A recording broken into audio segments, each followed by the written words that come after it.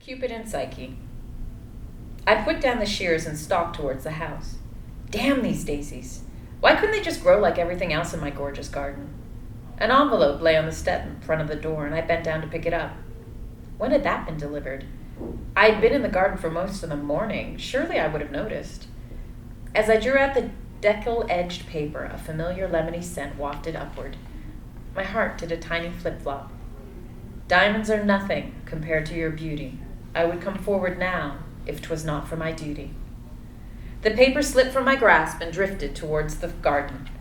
When I went to retrieve it, it had landed in the middle of my forlorn daisies. Apropos, I thought, as I scanned into the distant past. Duty my ass.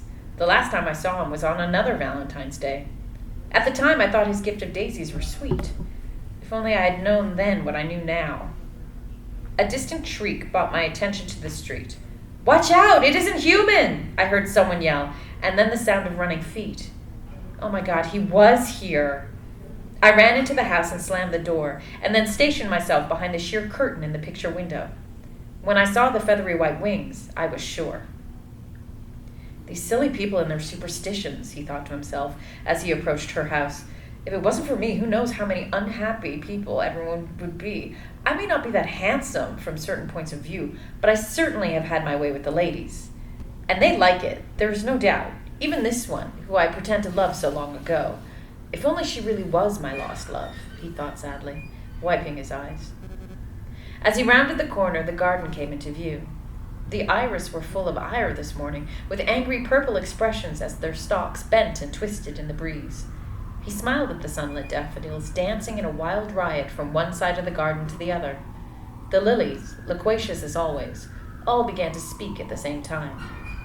He dug his bare feet into the soft earth as he turned to take in the garden, sudden horror replacing his smile.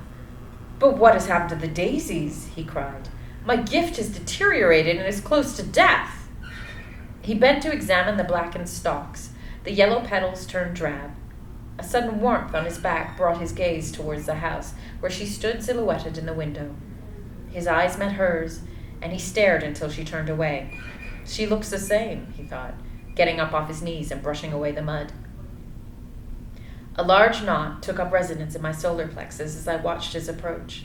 The sight of his well-proportioned naked body was nothing new, but I had to admit it had a certain effect on me. I did not want to open the door when I heard the knock, but something propelled me there. I swung it open, surprised, as always, by the languid expression in those angelic eyes of his. He pulled the arrow from his quiver and aimed it at my heart.